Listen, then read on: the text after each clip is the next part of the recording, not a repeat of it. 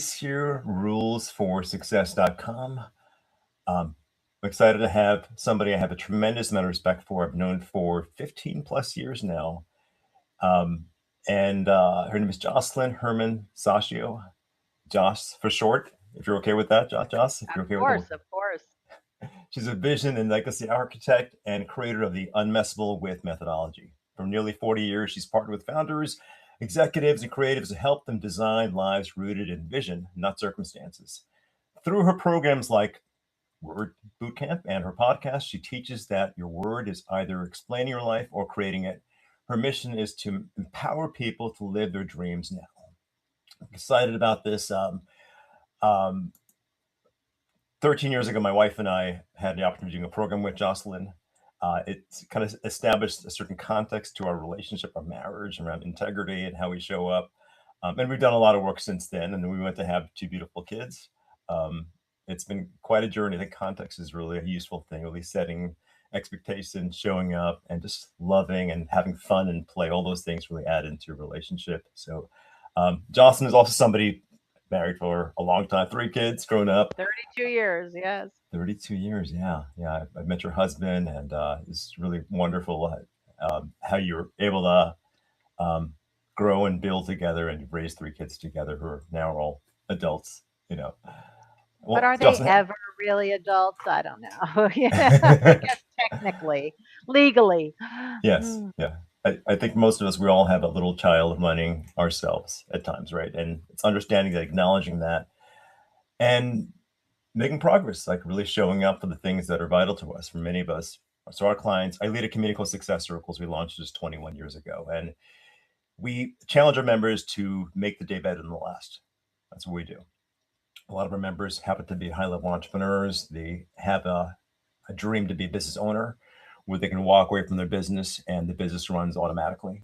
So we often challenge them to play more and take more time off. So they'll certainly appreciate your stance here. I'm excited about like sharing your message here, especially the idea of being unmessable with.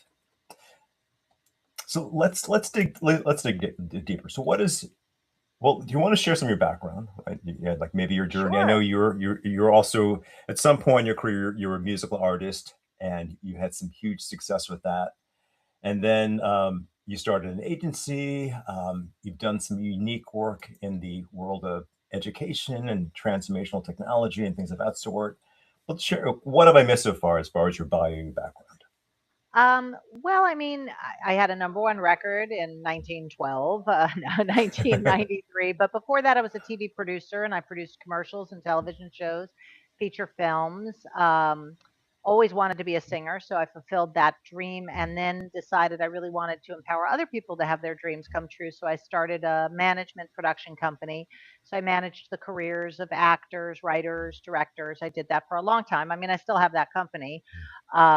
And at the same time, I was leading transformative workshops, which is where you and I met when I led your program with your wife.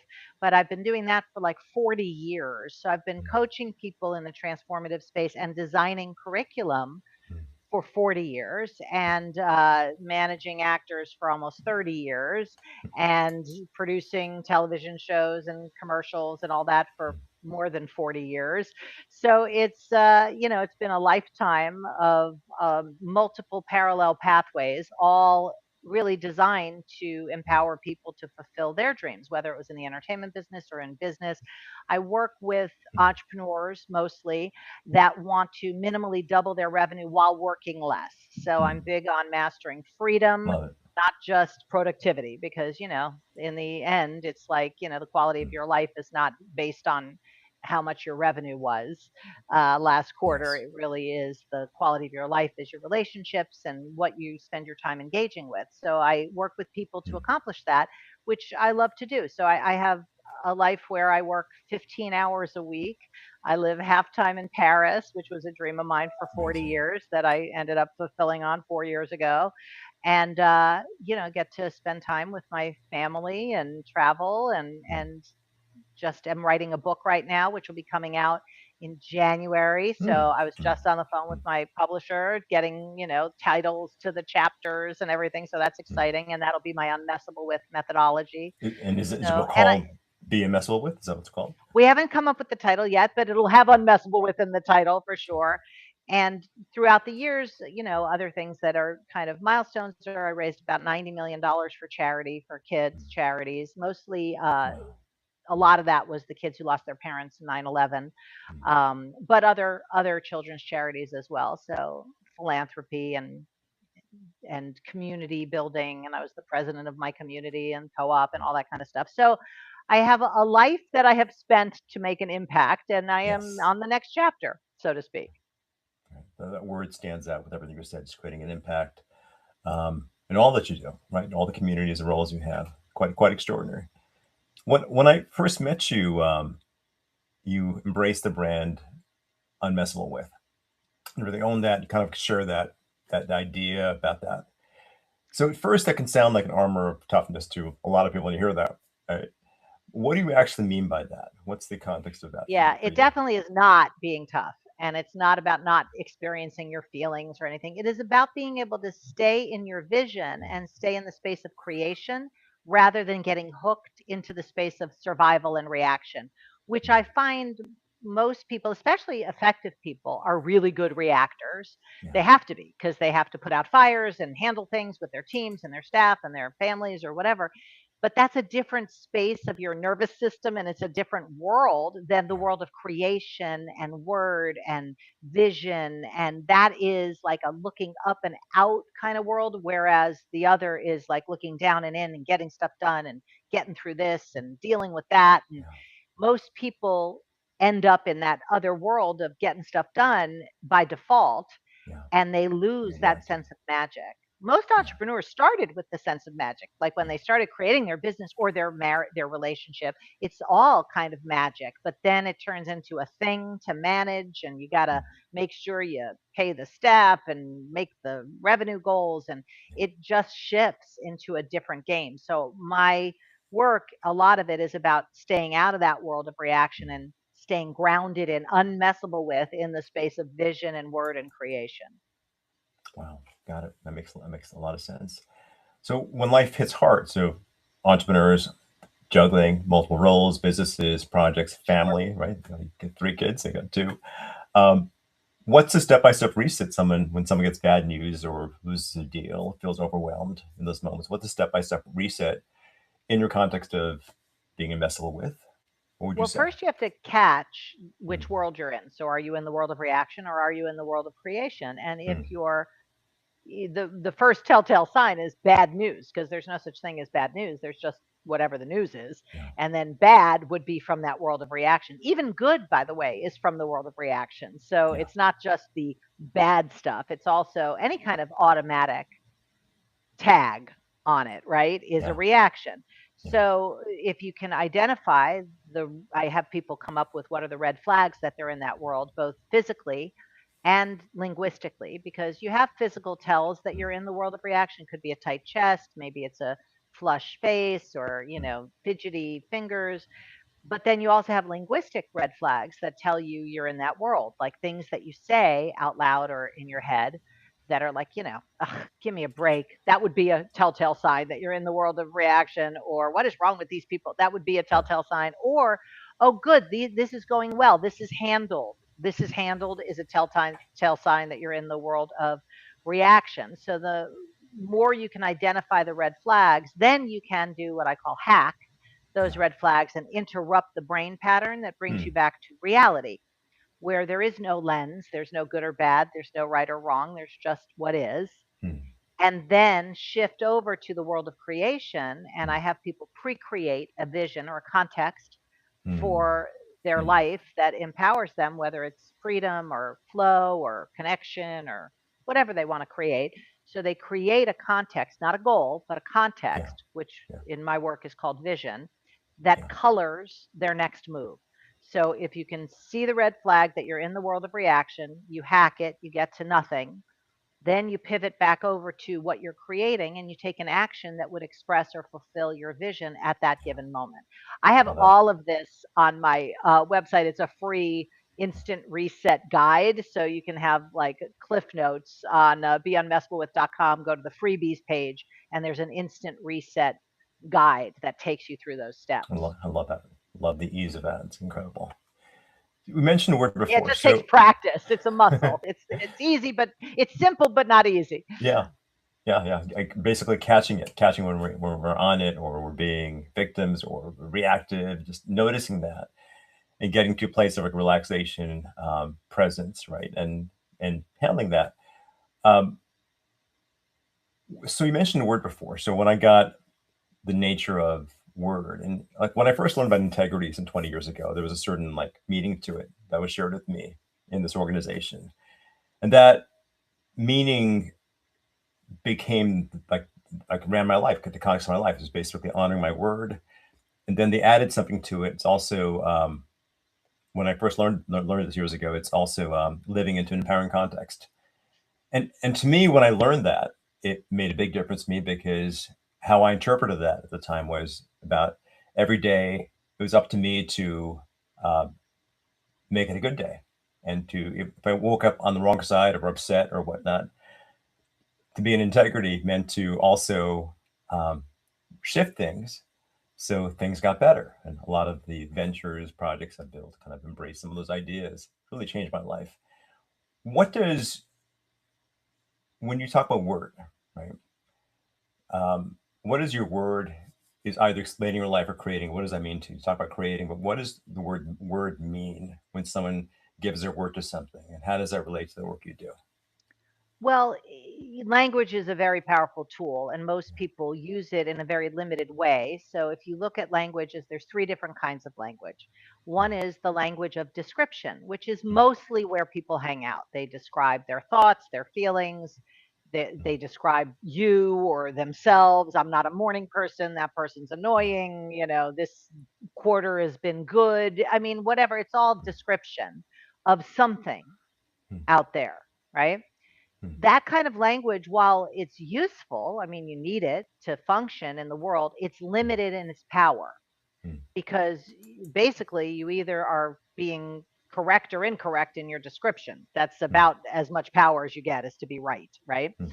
So then there's two other uses of language, Hmm. which most people do not spend a lot of time in. One is the language of creation, Hmm. and that requires a blank canvas. So you're creating from nothing, not Hmm. from something. Most people, when they think about creation, they think about fixing or changing something or making it better. Like, I'll take my revenue and I'll make it, double this year. It's like, okay, well, that's not really a creation. It's an extrapolation of the past, and you're going to do an improvement on Yeah. what you did last year. So Yeah. it requires a thing to then compare itself to. Creation really comes from nothing. Yeah. So when you use language or you use your word to create from nothing, it's like an artist using their word as a paintbrush Painting a to canvas. create, yeah, Yeah. what they're out to. And I use the term, use your word as your wand, like a magic Yeah. wand. That's what I do in my word bootcamp program, to develop people's muscle with their word. And then Hmm. there's a third use of language, which is Hmm. really untapped, which is the language of evocation. Hmm. So using language to evoke an experience. Hmm. And a lot of times that's a missed opportunity. So when people say, like if you were coaching somebody and you said, well, what are your goals? Hmm. They're going to describe something for the Hmm. most part. They're not really creating. So when you're asking what are your goals, it's asking for a description, Yeah. or what do you think about that? It's asking for a description of your thoughts, Hmm. right? Or how do you Hmm. feel? Hmm. That's asking for a description. I'm going to check in my body or wherever I go Yeah. to check my feelings, and I'll describe what I can see, right? Yeah. But a question like, if you could have anything, what would you create? That's an evocation kind of question. It Hmm. presences something. Hmm. It evokes an experience that Yeah. wasn't there the moment prior. Or from the background that you and I have, enrollment is the kind Yeah. of conversation that evokes an experience right now, not someday, not later, not like a goal is going to get realized in 3 years. It's a right now phenomenon. I guess it kind of it stirs something inside of us, right? As we're kind of creatively putting that idea together, and we often challenge our clients to take a day off or take more time off, and to embrace more awe and wonder and curiosity. Because as they do that, they're able to kind of fuel that vision for themselves, put more like reality, but really see it. And a lot of what we do in Success Circles Community I Lead is about recalibrating on a daily basis, being able to speak things out loud, speak out our why each day. So that's what I hear when I hear you say the word evoke. It's like fueling that vision, like tapping into it, stepping into. Would you say that's kind of accurate a little bit? It's not necessarily, but it's included in it. It's not what it's about, but it definitely is included in the experience of evocation. But evocation is like you could evoke an experience that is not connected to your vision necessarily.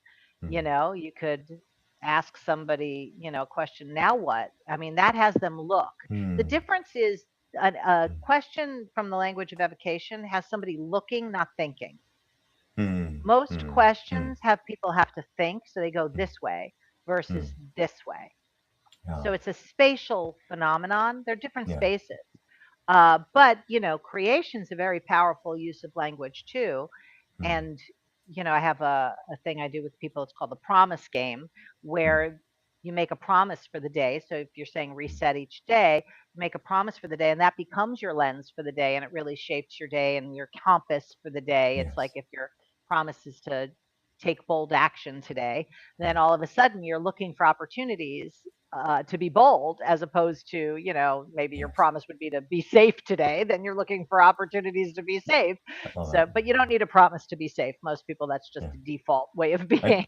and I love the idea of playing games. Like we play games a lot in our process, our community. Every day is a game, and it's like you're setting your focus, or a particular system. It's another way of looking at it in a way where you're doing something unique, finding an opportunity to be bold, be unreasonable, create a bigger promise to to grow something, right? Like whatever that is, it's training ourselves that way and building a muscle. And I heard you mention that word before too. It's like a lot of this is Yeah. just building a muscle each day, which is very vital for entrepreneurs because for most entrepreneurs, it's about scaling their business, growing their business, advancing things, being a better leader. That's there, and potentially either selling their business or finding another way of creating more impact with other ventures that they're up to at the same time. Once that first business has been scaled, and we Yeah. as humans we get in our own way. We want to have control, like we get in our own way, and what you're talking about here is of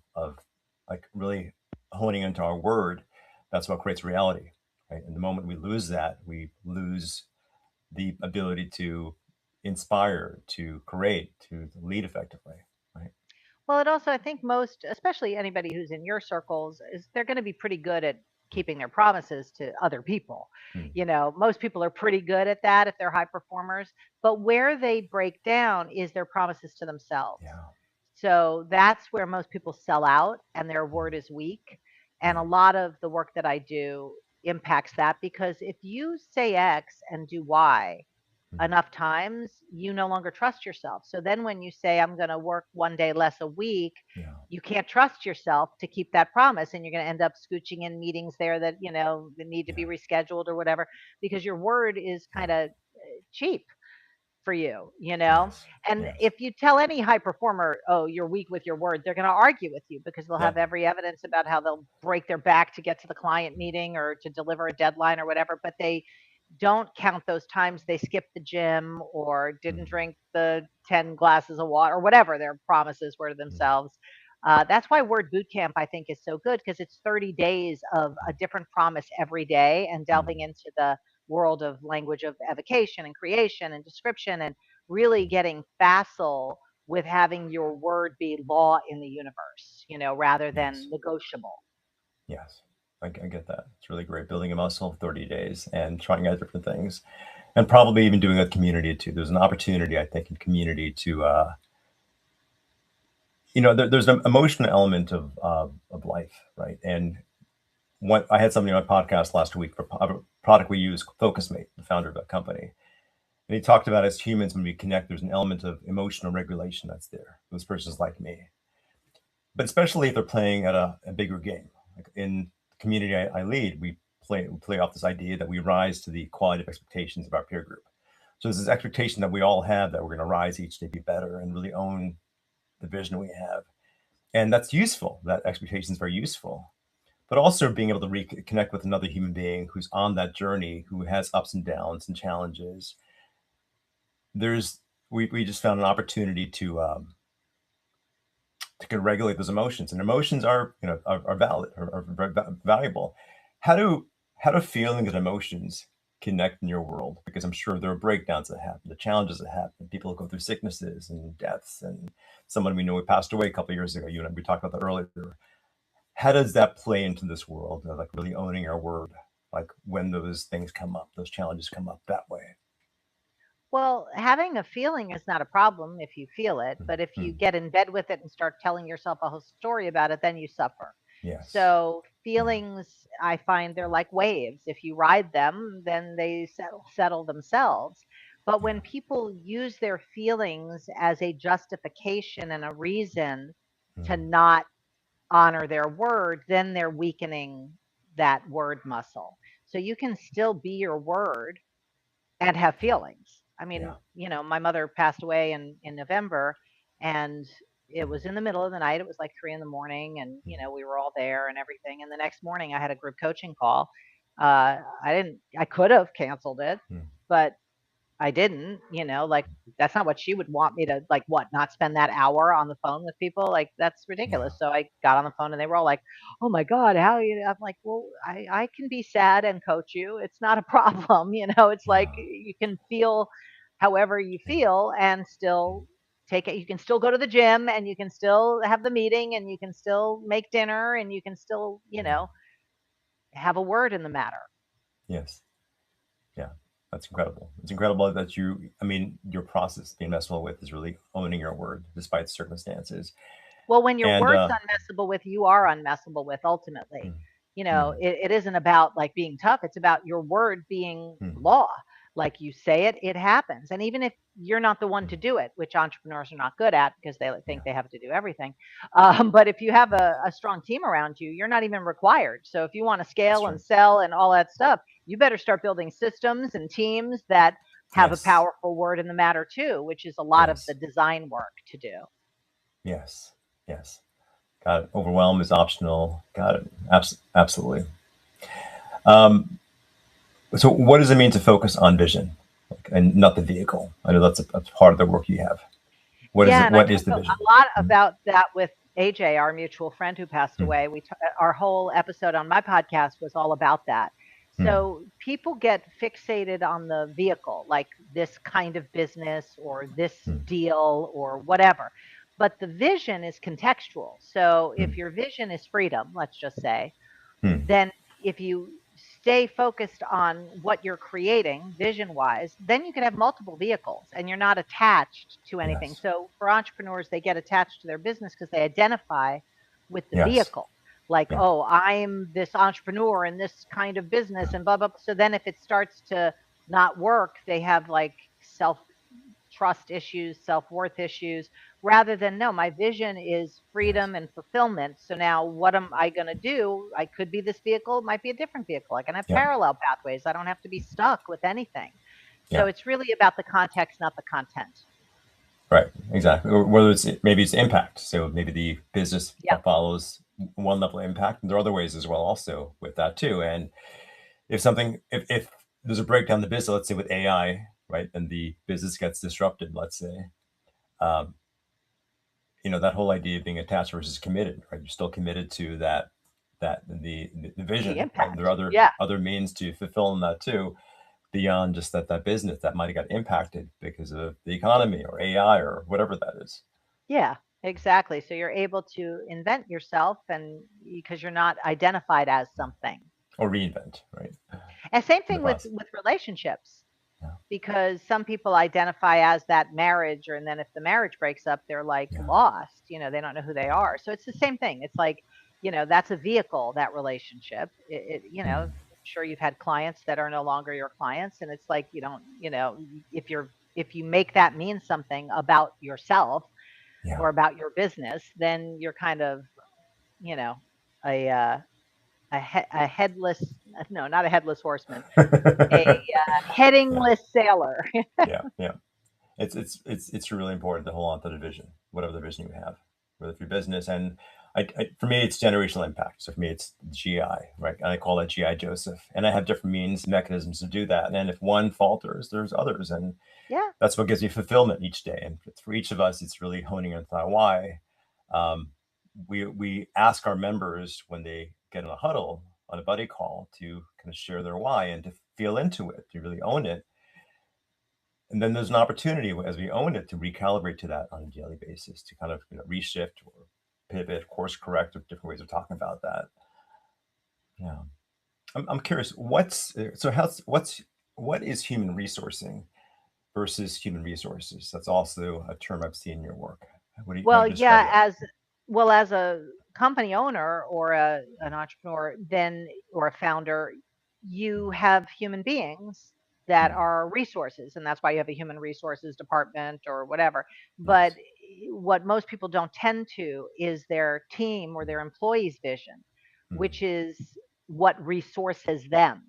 So mm, human resourcing is to mm, have people be connected to their vision. The biggest source of turnover and burnout and overwhelm is not being connected to your vision. So mm, if you look at how you function with your team, are you designing into your meetings mm. opportunities for people to represence their vision or to look Yes. newly at what the context is that they're creating so that Yes. they're not just there fulfilling a role in your chess Yeah. game, but Yes. they actually see their participation in your Yeah. company's game as a fulfillment of their own personal vision. And if they Amen. don't, then you're going to end up with just A worker bee burnt who's out. made. Yeah, and Yeah. burnt out people that can't wait Yeah. to get the heck out of there. Amazing. And leadership is just that, really seeing a vision for people, seeing them for their best selves, who they are, and having what they do fulfill into potentially what you're creating as jointly as a team, as a Yeah. community. Yeah. Incredible. So I love that. I love the frame of how you use languages, and it's so useful when you're able to like language things in a way where it kind of build that container, and um, it's just so very useful to be able to do that. Right? Yeah, I love That coming up with things like that, like little, like I yeah. was on a call earlier and I was like, "Well, your lens is your lid." I was like, "Okay, that should be a chapter in the book." It's like, your lens is your should, lid. Whatever, should you see trademark things that. through. That's it. Yeah, so like Yeah. little marketing phrases like that. Yeah. It's my They have those. specialty. They have. I've seen somebody recently. They had this like this tennis hat, and it's like a cap at the top is clear. I'm like, that's kind of cool. I kind of see up. It's like a red lens, and I haven't seen that in a while since like the 1980s. But kind of goes the whole lens metaphor of things, wearing the Yeah. red glasses and having that perspective of life.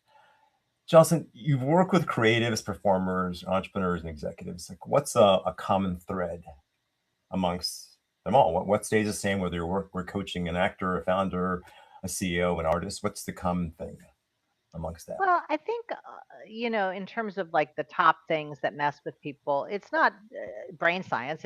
Well, it is brain science, but Mm, it's not complicated. It's time and money mm, and self-worth. So imposter syndrome yeah. impacts a lot of people, not having enough time, not having enough money, not enough something, basically, Mm, fill in the blank, not good enough, not smart enough, not accomplished enough, not perfect enough, not this mm, enough. So those are pretty common human themes. I think yes. that's, what I've discovered in the 40 years of working with so many Mm, hundreds of thousands of people is mm, as human beings, we share that interpretation about ourselves that yes. something's not good enough. Mm, And so we spend a lot of our lives trying to compensate for that, which is all from the world of reaction and keeps us in that world of kind of surviving and proving and mm, lack of fulfillment. Because I've mm, worked with people that have all the stuff, they have the multiple $1 million businesses yeah. and they have a yacht or they have a jet, but they still aren't fulfilled. Mm, So whatever that's about, that's what I'm interested in impacting because that's not like a prison sentence. You don't have to mm, not be fulfilled if you're successful. You could mm, actually have it all, but yeah. it's a design issue. And most people aren't designing, they're just dealing with. So what do you feel causes fulfillment? So somebody who is playing at that level, they seem to have it Yeah. all externally, right? And I know we're all comparing ourselves in the nature of AI. So 40 years of coaching you've been doing, and now I'm sure with tech, social media, there's even a lot more of that. So how does somebody go about tapping into the deepest fulfillment and having it be a natural thing when they wake up that way? Is it a matter Yeah. of rebuilding trust in themselves through their word? That's part of it, but fulfillment is through what you're creating. So if you create something from nothing, not from Hmm. fixing or proving or improving, Yeah. but from nothing, and then you fulfill on that thing you created, that's fulfillment. Most Yes. people look for fulfillment as a Hmm. feeling that Hmm. they're gonna, or a mood or something. And that's a Hmm. sucker's game because you have no say over your moods and your feelings. Hmm. They just happen to you. You know, Hmm. you could have all the results in the world and feel insecure, or you could have no results and feel happy. I mean, it's your Hmm. feelings are a crapshoot. But Yeah. when you create something, let's say you Yeah. create the like connection as a Hmm. space, and then you take actions to fulfill on what you created, that is actually what fulfillment is in Hmm. reality. Not in your Hmm. body, not in your head, not in your heart, but in reality, that's fulfillment. So you can Hmm. take fulfillment out of the space of feelings and put it into the realm of results and Yeah. creation. So creation, fulfillment. And if you create and then don't fulfill, that's an Hmm. opportunity to see what was missing or Yeah. what was in the way. So Yeah. that's kind of like all the work I do is we create what we're going to create, and then if we don't fulfill on it, we debrief it from what were the Hmm. actions or inactions that resulted in what we got instead of what we said. I think of the idea of maybe creating a vision map, like, or a treasure map or vision board, and kind of seeing it fulfilled, like seeing it come into fruition, especially with the impact that people are out to serve and so forth, and seeing it, and then like appreciating it, the awe of what's been created, and then going to what's next. Right. That's kind of what I hear with how you're Yeah, that like would like. be like with goals, because most vision boards are really about goals. Like you have the Yeah. house or you have the car or whatever or the Yeah. number of people that you want to impact. So you can do a goal board, and I recommend people have goals, but that's Mm, different than vision. Vision is more the lens mm, that you're viewing your actions and results through. mm, So mm. it's a linguistic conversation rather than a specific measurable result conversation, Yeah. which specific measurable results are critical. It's like the scoreboard, but the Yeah. game is made up in language. So when Naismith made up basketball, he said it's more important to put the ball through the hoop. There was no hoop. There was nothing. There was just his Yeah. word called ball through hoop is more important than not. Right. It's not even true that it's more important. It's just he said that. And now all of a sudden there's a whole game and there's Yeah. rules and there's a scoreboard. And the scoreboard is like the results. Amazing. I love that. Like Yeah. really, really, really, really clear painting through your words and painting with your word, right? And so how does somebody rebuild trust with themselves? So if they're breaking a promise themselves, like what's the first move toward rebuilding that trust, inner trust with themselves, not with another person Yeah. externally, but with themselves? It's saying X and doing X daily. Mm, So, I mean, I have this little promise game. It's also free. It's mm, called thepromisegame.com, but you can get it on my website too. It's 5 days, five mm, promises. So each day you keep a different promise and you spend the day looking through the lens of that promise, and you mm, start to build back the muscle of your word. So mm, you keep it no matter what. You don't, have your reasons, your whatever. And if you do have reasons that stop you, then you'll be able to see what messed with you. So that's useful too, to be able to see what gets in the way of your word mm, so you can start to dismantle it and build against it. But the the mm, main thing is just treating your word like it is literally law in the universe. So if you say you're going to do 100 sit-ups, you do 100. You don't do 102. You don't even do a mm, 98. You do 100 because you said so. mm, Not, mm, oh, well, I feel like I could do more. Okay, but you said 100. So let's mm. say, let's just do what you said for like 30 days and see what happens, which is word boot camp, Yeah. because that builds the trust back. And it's not just big things, it's little things. If you say you're going to take the garbage out at Mm, 7, do it at 7. Don't do it at 7:15. It's just the mm. garbage. Yeah, it's not about the garbage. It's about your word. And people think that what they give their word to is the point. It's Yeah. not. It's that it's your Yeah. word. So if Yeah. you say you're going to eat at 1, eat at 1. Don't push it off Yeah. because I'm not hungry. I'm going to, because then you're going to negotiate with your word, and your word no longer Yeah. has the Yeah. power or the weight. Your reasons Mm, do. Your moods yeah. do. Your stomach does.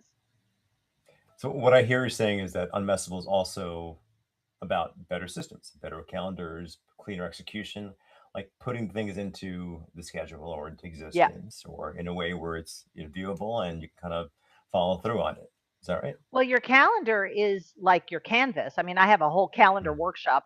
I think it's called Unmessable with Time, it's called. mm, And it's all about designing your life, because where is yeah. your life but in your calendar? That's where it is. So I put everything in my calendar. I put eating, Mm, showering, you know, call the dentist, put up the blacks for the windows for my yeah. podcast. I mean, everything is in my calendar. So it's out of my head. I don't want stuff in my head.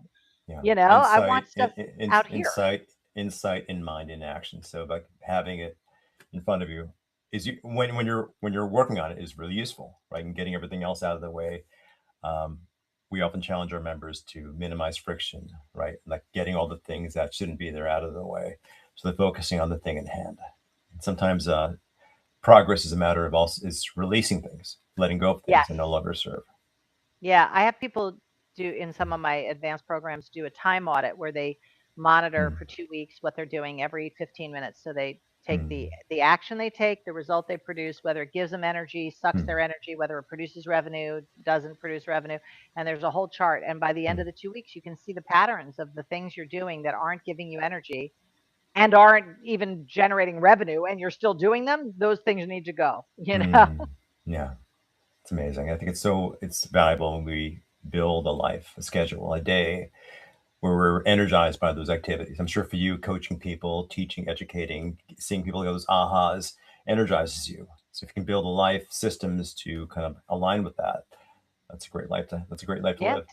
design your life around your unique genius and what Yes. fulfills you. So what does legacy mean to you right now? Like not someday, but right now, living into today. Like what does that mean to you?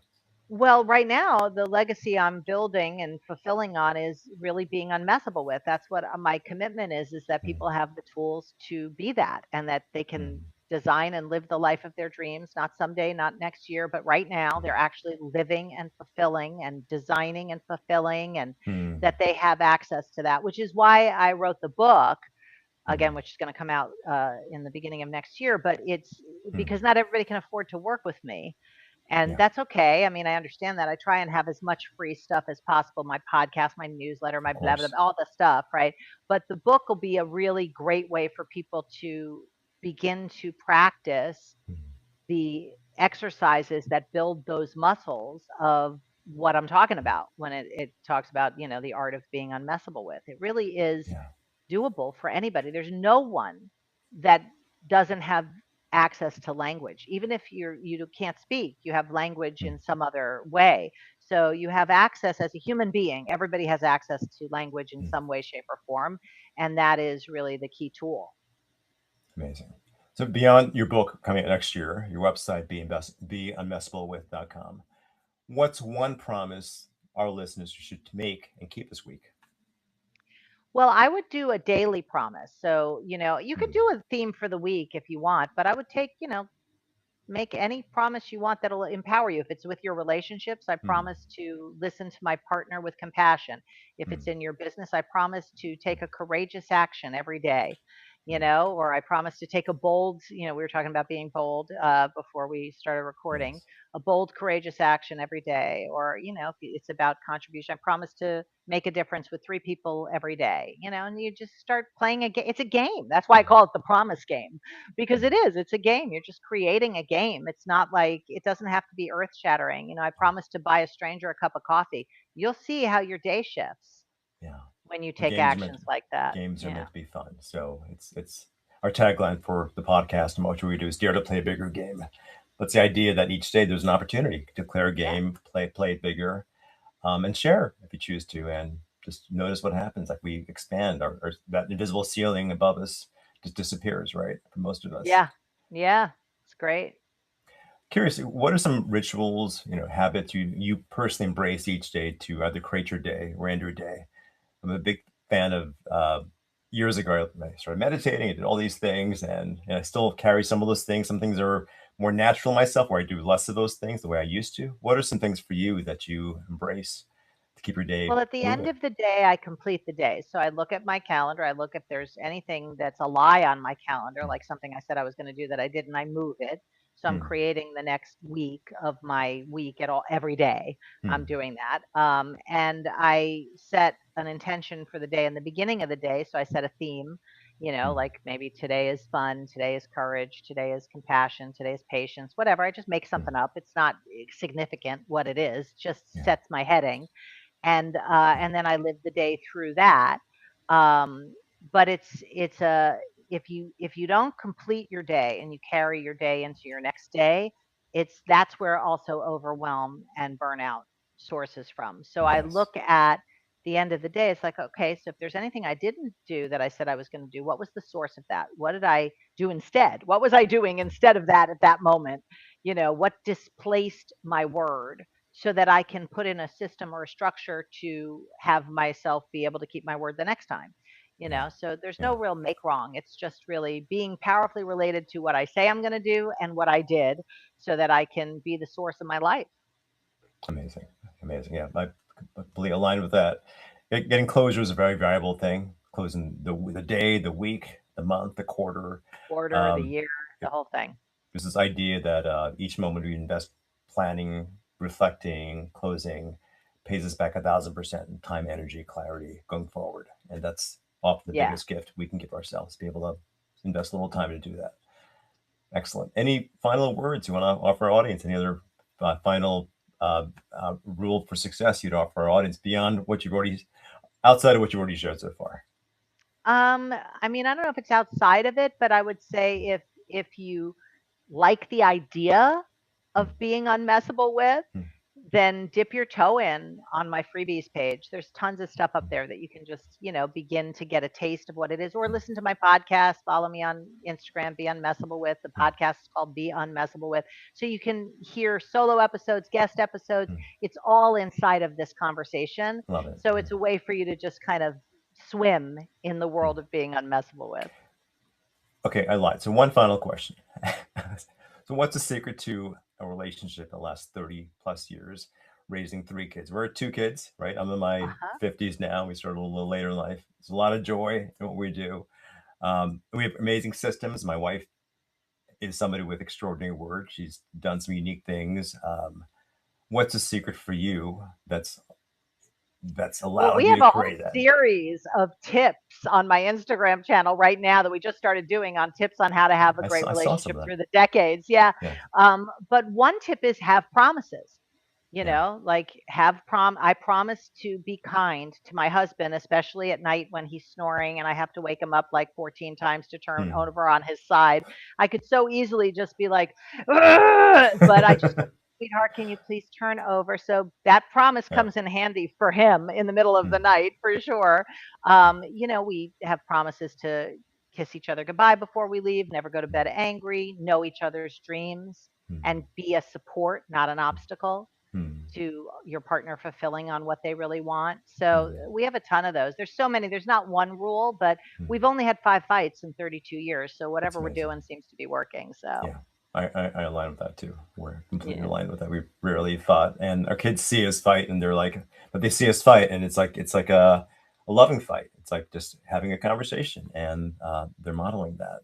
And I imagine your three kids have modeled. They're all adults now, right? In their late 20s, 30s. They've modeled you and your husband over the years. Um, what's what's one lesson to a parent, who's raising kids that would be useful for that parent? well, my kids all grew up inside of transformation and they all Mm. did transformative work since they were 6 years old. So Mm. they've grown up in the language of transformation. Mm. Lucky for me and lucky for them. But the biggest thing that I found, and I've dealt with lots of stuff with my kids, is to just have kids have a safe space because Mm. they're going to, by default, want to hide things from you, want to, maybe not tell you the whole truth and nothing but the truth. So if you can create a safe space for them to communicate anything, no matter Yeah. what it is. I Yes. mean, my youngest, Mm. he came out to me at 10 years old, told me he was gay, which I was like, okay, fine. And then at 14, decided to transition. So now she's trans and, it was never an issue. So it's like, don't have things be an issue. Mm.